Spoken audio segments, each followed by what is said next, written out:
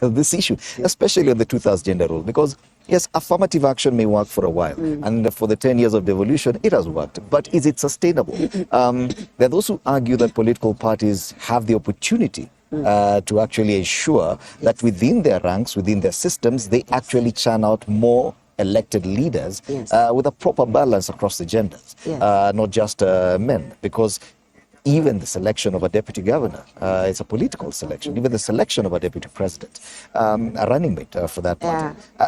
The role of political parties, I cannot insist. I don't know what you have to say. You see, political parties tend to, they follow what the people are saying a lot of times. Because if your win is based on a vote, then you may as well be with the public and you may as well be with the masses.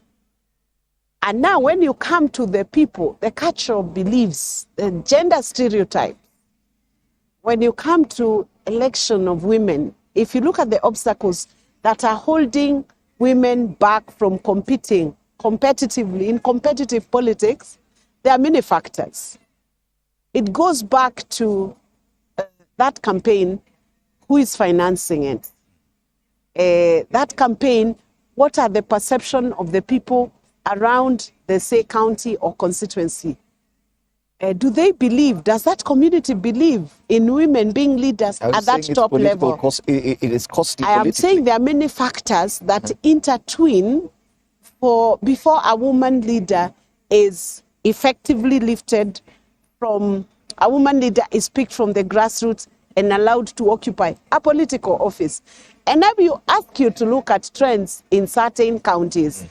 And please, you just know how I love the Kisii people. The Kisii County.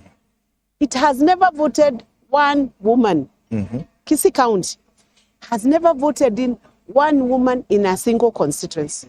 And I have profound respect for them. But the conversation needs to be done.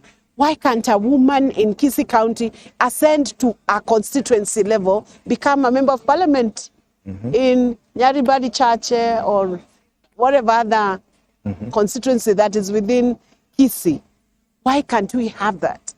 And that may not be the only county.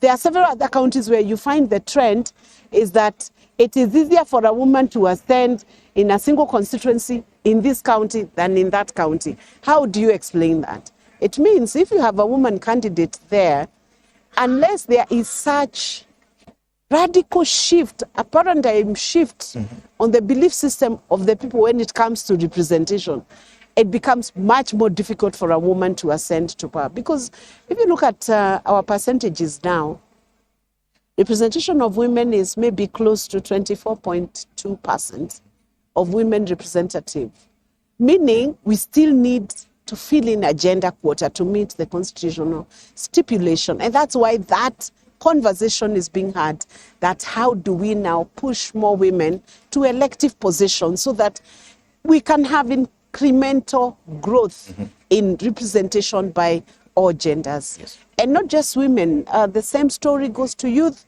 but Kenyans seem to be now shifting and actually preferring to take a lot of youths as part of leadership. So I think for the youths, there is a brighter day which is coming. And I hope that brighter day doesn't just come for the youth. It comes for the youth, it comes for the women, it comes for minorities, marginalized communities, so that even when a person, if they possess good qualities of a leader, can still ascend in spite of the fact that they don't belong to a certain ethnic community. And you see that is also the conversation the president has been having when you look at how certain communities have been having a voting pattern, especially on the presidency. When the president visited the Mount Kenya region just the other day on the 5-day tour, he was very pronounced on the fact that Mount Kenya had now broken that belief that people held that they would not vote in a person who is not from their community to a level of presidency. Those are the scripts we need to be reading across many communities, across many counties, so that we can progressively say that as a Kenyan nation, we are leading Africa in terms of being very democratic, very pronounced, allowing meritorious leadership. And that meritorious leadership is actually also going to speak into issues of corruption. The more we allow merit on the table, the less we will have on issues and vices that then come to dim the light that devolution has lit. And even when we are now looking at the scorecard or assessing the progress in devolution, it is key that we don't just look at the county governments and the county assemblies. The Senate is also key. So the Senate is also marking 10 years of devolution. Yes. The whole notion of devolution is why we have the Senate there in the first place. Yes. Yet the relationship between the Senate and the county administration has been, let's say, not as desirable as we would have wished. And questions arise. What is the remedy for that relationship? Because yes, all these things are about relationships.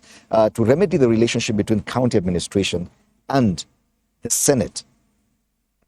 You see, the very function of the Senate is oversight over county governments. Oversight in terms of you oversight how they expend their resources. We oversight of division of that revenue. We oversight so that at the initial stage, we do the division of revenue bill, act, and then resources are sent to the county, and then senators are supposed to follow through with the governance to see whether those resources have been utilized in line with budgets, in line with what was pronounced by the counties from the executive on how those resources are going to be done, are going to be utilized. So you find friction somewhere the day the senator in a certain county then says this governor is wasting resources. They are supposed to be doing water. They are busy doing something else, which is not useful to the residents of the county. So the bittersweet relationship, I don't see it going completely, because the pick and pack committees in Senate are the ones that now call every officer into account of what they have done. Is that important? It's very important, because there needs to be somebody who looks and says, even after we have collected taxes and the services are supposed to be delivered efficiently to the people, someone must look and say, I give you 5 out of 10, or I give you 4 out of 10. Now, if a governor is given 4 out of 10 or 3 out of 10, do you think they're going to be smiling with the senator? They will not. Okay. So there are those where you say, yes, it is deserving that they have to be called out, and somebody has to stand in and call them out. But also, there is also the part that senator-governor relationship can have a lot of politics of fujo. Yes. Fujo is where, even when there is no basis for that opposition, it is just political competition causing people to fight in a county. So that you will find that fight is now not based on this one doing their job very well. It is based on factors extraneous to the real function that is set by the Constitution.